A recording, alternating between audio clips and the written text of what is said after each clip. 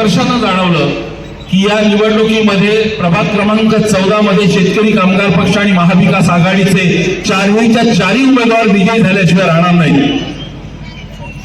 विजयी म्हटल्यावर आपल्याकडे टाळ्या वाजवण्याची पद्धत असते। मला तुमचाही अभिमान वाटतो, कारण उद्या जेव्हा दुसऱ्या सभेसाठी मी जाईन तेव्हा तुमचं उदाहरण नक्की देईन, कारण बऱ्याचदा बघायला मिळतं की महिला खरं तर आता 7 वाजता आहेत, त्यामुळे आपले घरी येणार, त्यांच्यासाठी जेवण बनवण्याची वेळ आहे, दिवाबत्तीची वेळ आहे, पण असं असताना सुद्धा महाविकास आघाडीच्या सगळ्या उमेदवारांच्या प्रेमापोटी आपण या ठिकाणी आलात, त्याबद्दल मी खरंच तुम्हाला मनापासून सलाम करतो।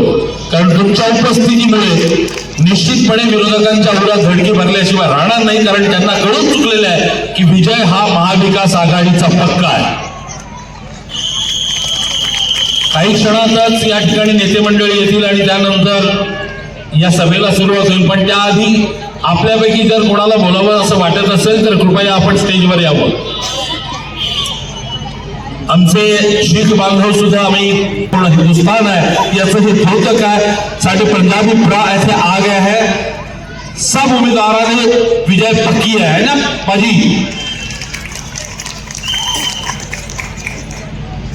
मला असं वाटतं की केवळ पंजाबीच नव्हे तर साऊथ इंडियन, नॉर्थ इंडियन आपण करा, पुण्यापासूनची पुढे तुमच्या भाषेत बोलायचा प्रयत्न करतो, चालतंय का?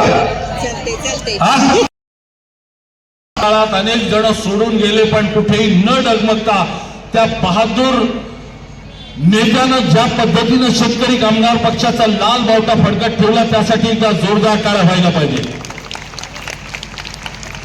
बामणेताई, नेहमी म्हणतो आपण की काही झालं तरी सगळी सोंग करता येतात, पण पैशाचं सोंग करता येत नाही।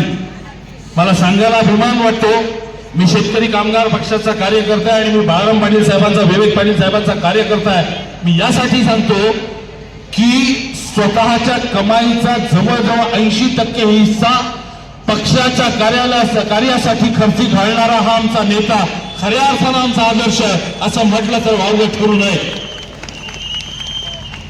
आणि आज प्रकाश म्हात्रे मला लांबून बघतायत, खरं तर प्रकाश म्हात्रे आपण स्टेजवर यावं अशी विनंती आहे, कारण आपल्याकडनं सुद्धा काही मनोगत म्हणजे आपल्या भावना आम्हाला ऐकायला आवडतील।